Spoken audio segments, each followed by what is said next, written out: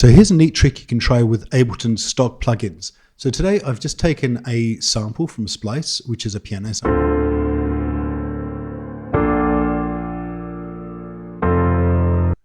And I've gone ahead and used stock reverb plugin from Ableton, and this one is just a basic reverb, but I've increased all the settings so that's pretty high. So take just a quick listen to that.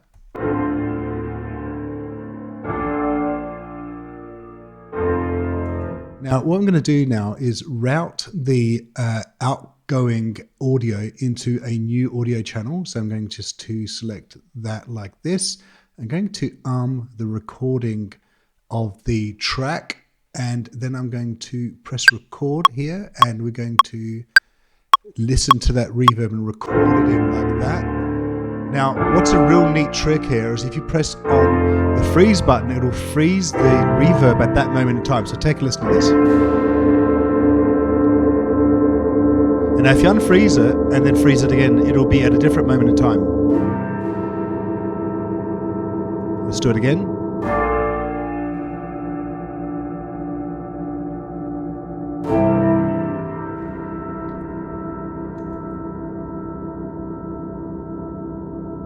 So we've switched that reverb off, and what we've done here is we've recorded quite a big loop of audio. So if we just untick that loop button, we can actually go and expand everything that we've recorded. And if we just solo this track and unarm the track, we can just take a quick listen. It's at this point here that we did that fixed freezing.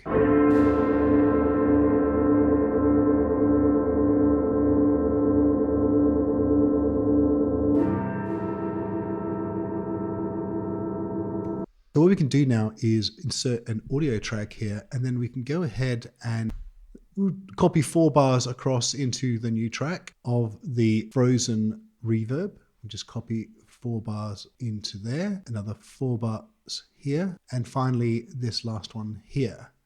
And we'll just set the level so they match, so it doesn't sound a bit weird. We're going to loop this section, and the other thing we're going to do is just make sure that we're warping it properly to Complex Pro.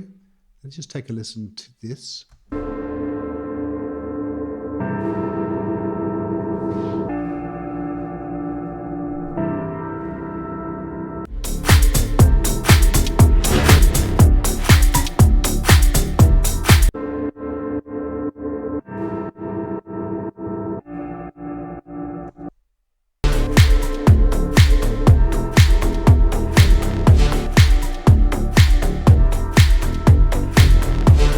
Further to that, what we can do is do a transition sample like this. So even before the beat comes in, we can bring that in like that. And just to add a bit more suspense, we can add some space in there like that.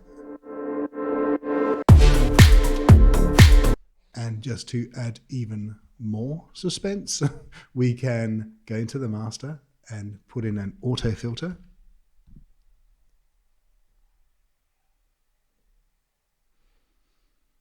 And we can low pass the frequency of the autofilter.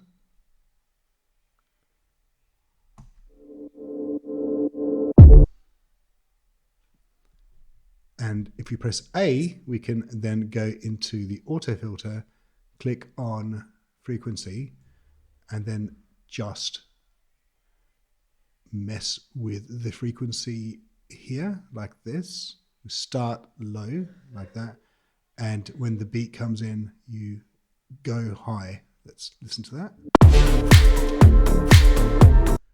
And we can take it another level by just gradually bringing the filter in like that.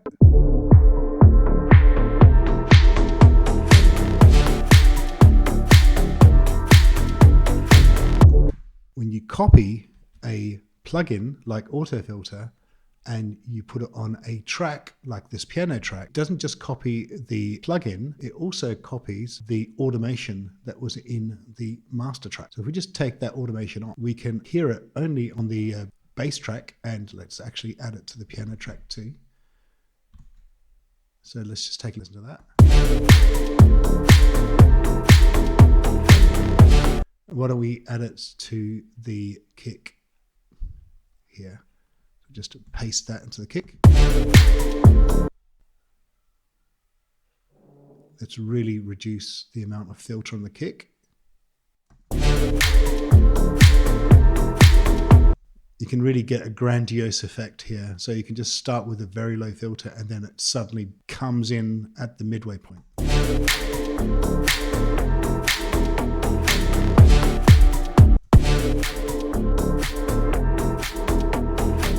You can actually increase the volume of the clap just a bit there.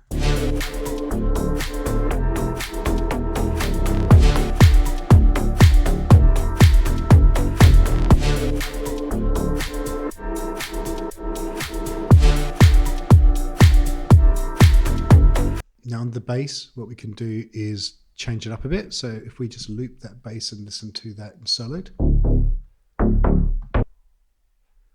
then go into warp mode and click on beats and then just preserve 16th notes, and we will select the transient loop mode to be going one way, and we'll just reduce that. So we'll just take a quick listen to that.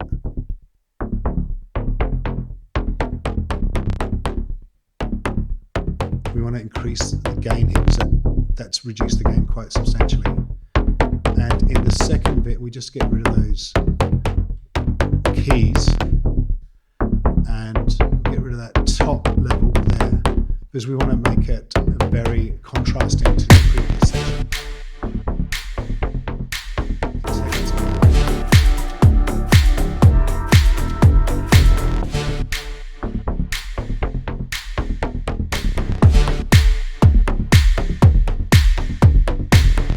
And then we can just duplicate that bit there, and on the bass we can do even more. So what we can do here is we can chop the first bit of the bass up and then just bring the second part of the bass up, and then suddenly you've got a slight tempo change which really screws things up. But let's just take a listen.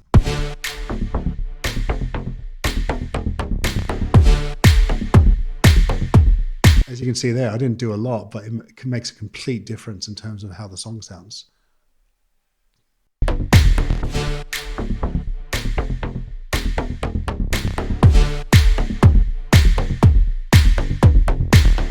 Follow me for more tips like this.